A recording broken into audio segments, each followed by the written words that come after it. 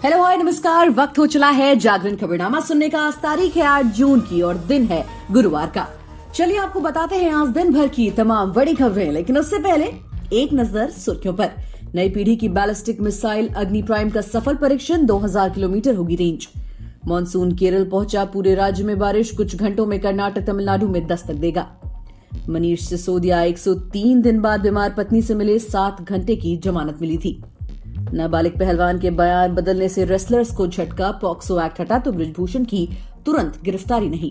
NATO देशों की air force करेंगी सबसे बड़ा युद्धाभ्यास, 25 देशों के 220 मिलिट्री एयरक्राफ्ट लेंगे हिस्सा। ट्रंप पर हो सकता है एक और क्रिमिनल केस, सीक्रेट डॉक्यूमेंट्स मामले में टारगेट पर। लोन महंगे नहीं होंगे, ईएमआई भी नहीं बढ़ेगी, रेपो रेट 6.50% पर बरकरार। आरबीआई ने कहा इस साल महंगाई 4% से ज्यादा रहने के आसार। द कश्मीर फाइल्स बनाने वाले प्रोड्यूसर की पहल, आदि पुरुष की 10,000 टिकटें डोनेट करेंगे। अनाथालय वृद्धाश्रम के लोगों को फ्री में दिखाएंगे film. World Test Championship final में तेज गेंदबाजों ने कराई टीम इंडिया की वापसी। दूसरे दिन लंच तक ऑस्ट्रेलिया का स्कोर 422 पर 7। अब खबरें विस्तार से।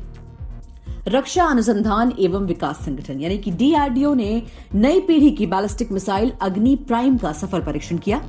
मिसाइल का परीक्षण ओडिशा के तट पर डॉक्टर एपीजे अब्दुल कलाम द्वीप से किया गया। रक्षा मंत्रालय के एक अधिकारी ने गुरुवार को कहा कि मिसाइल का टेस्ट अपने पूरी तरह सफल रहा। ये मिसाइल एक साथ कई टारगेट को तबाह कर सकती है। इस मिसाइल की रेंज 2000 किलोमीटर तक है। मंत्रालय के अनुसार मिसाइल के 3 सफल डेवलपमेंट टेस्ट के बाद ये पहला प्री इंडक्शन नाइट लॉन्च था। इस तरह का लॉन्च सिस्टम की सटीकता और विश्वसनीयता की पुष्टि करता है। मंत्रालय ने कहा यह टेस्ट 7 जून की रात में किया गया। रडार, टेलीमेट्री और इलेक्ट्रो ऑप्टिकल ट्रैकिंग सिस्टम जैसे उपकरणों को जहाजों में लगाकर विभिन्न स्थानों पर तैनात किया गया था ताकि उड़ान डेटा को कैप्चर किया जा सके। डीआरडीओ और सामरिक बल कमान के वरिष्ठ अधिकारियों ने इस टेस्ट को देखा। रक्षा मंत्री राजनाथ सिंह ने इस प्रशिक्षण के लिए डीआरडीओ और आर्म्ड फोर्सेस को बधाई दी। वहीं मॉनसून 1 हफ्ते की देरी से केरल में पहुंच गया है। राज्य के 95% इलाके में बारिश हो रही है। कुछ घंटों में मॉनसून कर्नाटक और तमिलनाडु पहुंच जाएगा। मौसम विभाग के सीनियर साइंटिस्ट आरके जेनामणि ने बताया कि हवा की स्पीड और हालात सही रहे तो ये बहुत तेजी से दक्षिण से उत्तर की तरफ बढ़ेगा। अगले हफ्ते तक उत्तर भारत पहुंच जाएगा।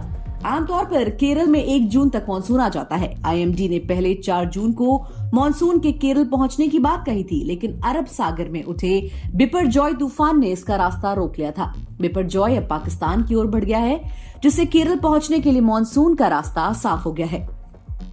वहीं दिल्ली के पूर्व शिक्षा मंत्री मनीष सिसोदिया ने बुधवार को अपनी पत्नी सीमा सिसोदिया से 103 दिन बाद मुलाकात की। सीमा मल्टीपल स्क्लेरोसिस नाम की बीमारी से जूझ रही हैं। दिल्ली हाईकोर्ट ने सिसोदिया को पत्नी से मिलने के लिए 7 घंटे की जमानत दी थी। मुलाकात के बाद सीमा ने आरोप लगाया कि 7 घंटे की मुलाकात के दौरान पुलिस उनके बेडरूम के दरवाजे पर बैठी रही। पुलिस उन्हें लगातार देख रही थी और उनकी हर बात सुन रही थी। सीमा ने फेसबुक पर एक नोट शेयर कर कहा कि शायद इसीलिए कहते हैं कि राजनीति गंदी है। मनीष सिसोदिया को शराब नीति मामले में सीबीआई ने 26 फरवरी को गिरफ्तार किया था। वो दिल्ली की तिहाड़ जेल में बंद हैं। वहीं भारतीय कुश्ती संघ के पूर्व अध्यक्ष बृजभूषण सिंह और रेसलर बजरंग पुनिया, साक्षी मलिक और विनेश फोगाट ने केस में नया मोड़ आ गया है। नाबालिग पहलवान ने बृजभूषण के खिलाफ यौन शोषण के बयान बदल दिए हैं। ऐसे में बृजभूषण के ऊपर लगा पॉक्सो एक्ट हट जाएगा। इसके बाद बृजभूषण पर लटक रही तुरंत गिरफ्तारी की तलवार हट गई है।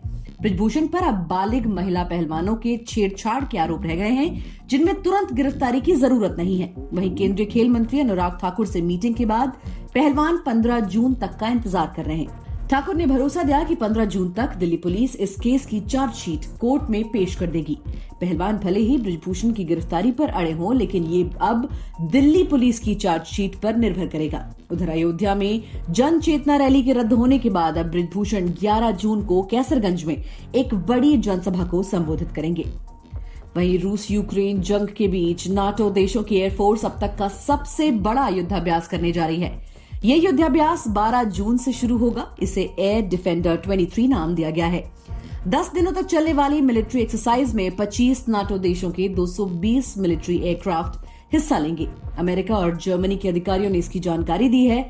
इस युद्धाभ्यास पर अमेरिका में जर्मनी की राजदूत ने कहा कि हम इसे केवल अपने बचाव के नजरिए से कर रहे हैं। हालांकि इससे रूस जैसे देशों का कड़ा संदेश देना भी हमारे मकसद में शामिल है। वहीं अमेरिका के पूर्व राष्ट्रपति डोनाल्ड ट्रंप एक और केस में फंसते नजर आ रहे हैं। 2021 में राष्ट्रपति चुनाव हारने के बाद ट्रंप पर कई क्लासिफाइड डॉक्यूमेंट्स अपने घर ले जाने का आरोप है। इस केस की जांच कर रही जस्टिस डिपार्टमेंट की स्पेशल काउंसिल के प्रोसिक्यूटर्स ने ट्रंप के वकीलों को जानकारी दी है कि वो इस केस में जांच का टारगेट हैं। न्यूयॉर्क टाइम्स के मुताबिक स्पेशल काउंसिल ने अपनी जांच पूरी कर ली है और वो जल्द ही ट्रंप पर क्रिमिनल चार्ज लगाने की तैयारी कर रहे हैं। वहीं जांच को लेकर ट्रंप ने कहा, मुझे ऐसी कोई जानकारी नहीं मिली है, मुझ पर क्रिमिनल चार्जेस लगाए जाएंगे। ऐसा होना भी नहीं चाहिए क्योंकि मैंने कुछ गलत नहीं किया है। ट्रंप इससे पहले भी कई बार अपने ऊपर चल रहे सभी केस को राजनीतिक साजिश बता चुके हैं। उनके मुताबिक उन्हें 2024 में राष्ट्रपति चुनाव लड़ने से रोकने के लिए ऐसा किया जा रहा है। वहीं भारतीय रिजर्व बैंक ने गुरुवार को रेपो रेट में इजाफा न करने का फैसला किया, यानी ब्याज दर 6.50% बनी रहेगी। लगातार दूसरी बार आरबीआई ने दरों में बदलाव नहीं किया है। आरबीआई गवर्नर शक्तिकांत दास ने अपने मॉनेटरी पॉलिसी मीटिंग के लिए फैसलों की जानकारी दी। आरबीआई के अनुमान के अनुसार वित्त वर्ष 2023-24 में महंगाई 4% के ऊपर ही रहने की संभावना है। इसके अलावा वित्त वर्ष 2023-24 में रियल जीडीपी ग्रोथ 6.5% रहने का अनुमान है। क्वार्टर 1 में 8%, क्वार्टर 2 में 6.5%, क्वार्टर 3 में 6% और क्वार्टर 4 में 5.7% जीडीपी रह सकती है। मनोरंजन जगत की बात करें तो प्रभास की मेगा बजट फिल्म आदि पुरुष 16 जून को रिलीज के लिए तैयार है।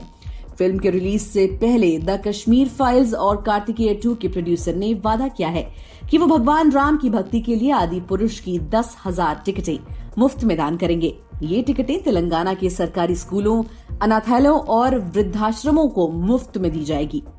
प्रोड्यूसर ने एक गूगल फॉर्म का लिंक शेयर किया है जिसके जरिए लोग फिल्म में टिकट ले सकते हैं।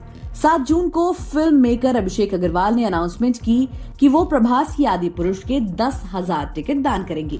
उन्होंने ट्वीट में लिखा, आदि पुरुष जीवन में एक बार आने वाली फिल्म है जिसे सभी को सेलिब्रेट करना चाहिए। भगवान श्री राम के प्रति मेरी भक्ति के कारण मैंने सरकारी स्कूलों, अनाथालयों और वृद्धाश्रमों को 10,000 प्लस मुफ्त टिकट देने का फैसला किया है। टिकट हासिल करने के लिए अपने विवरण के साथ गूगल फॉर्म भरें। सोशल मीडिया पर प्रोड्यूसर का ये ट्वीट बेहद सुर्खियों में है। खेल जगत की बात करें तो वर्ल्ड टेस्ट चैंपियनशिप का फाइनल मुकाबला लंदन के द ओवल मैदान पर भारत और ऑस्ट्रेलिया के बीच खेला जा रहा है। आज मुकाबले का दूसरा दिन है और पहला सेशन समाप्त हो चुका है। लंच तक ऑस्ट्रेलिया ने पहली पारी में 7 विकेट पर 422 रन बना लिए हैं। एलेक्स कैरी, कीस और पैट कमिंस 2 रन पर नाबाद है।